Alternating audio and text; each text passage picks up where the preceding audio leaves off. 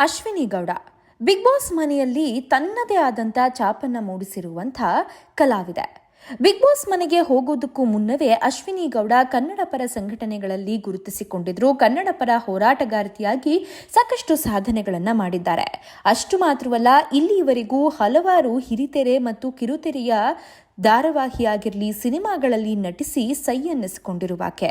ಅಷ್ಟೇ ಅಲ್ಲ, ಕೆಲ ಸಂದರ್ಭಗಳಲ್ಲಿ ಸಿನಿಮಾ ನಿರ್ಮಾಪಕಿಯಾಗಿಯೂ ಕೂಡ ತಮ್ಮ ಲಕ್ಕನ್ನ ಟೆಸ್ಟ್ ಮಾಡಿದ್ರು.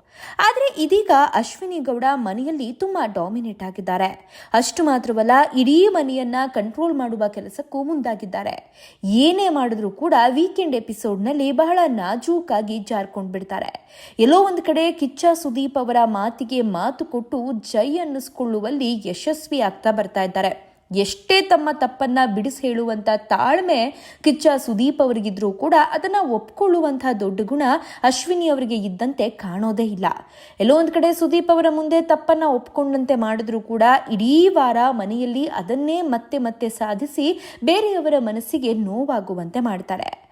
ಆದ್ರೆ ಬಿಗ್ ಬಾಸ್ ಮನೆಯಲ್ಲಿ ಅಶ್ವಿನಿ ಗೌಡ ಅವರೇ ಹೇಳ್ಕೊಂಡಿರೋ ಹಾಗೆ ಅವರೊಬ್ರು ಡಿವೋರ್ಸಿ ಮತ್ತು ಅವರಿಗಿರುವಂತಹ ಏಕೈಕ ಮಗ ಅವರ ತಂದೆಯ ಜೊತೆಯೇ ಇದ್ದಾನೆ. ಅಂದ್ರೆ ಅಶ್ವಿನಿ ಗೌಡ ಅವರ ಮಾಜಿ ಪತಿಯ ಜೊತೆ ಇದ್ದಾನೆ. ಆತ ತಂದೆಯ ಜೊತೆ ತನ್ನ ಜೀವನವನ್ನ ಕಳೀತಾ ಇದ್ದಾನೆ. ಇತ್ತ ಅಶ್ವಿನಿ ಗೌಡ ಒಬ್ಬಂಟಿಯಾಗಿ ತಮ್ಮ ಸಿನಿಮಾ ಕೆರಿಯರ್ ಮತ್ತು ಕನ್ನಡ ಪರ ಹೋರಾಟಗಾರ್ತಿಯಾಗಿ ಕೆಲಸ ಮಾಡ್ತಾ ಇದ್ದಾರೆ. ಇಷ್ಟು ದಿನ ಎಲ್ಲೂ ಕೂಡ ಅಶ್ವಿನಿ ಗೌಡ ತಮ್ಮ ಮಾಜಿ ಪತಿಯ ಬಗ್ಗೆ ಮಾತನಾಡಿಲ್ಲ.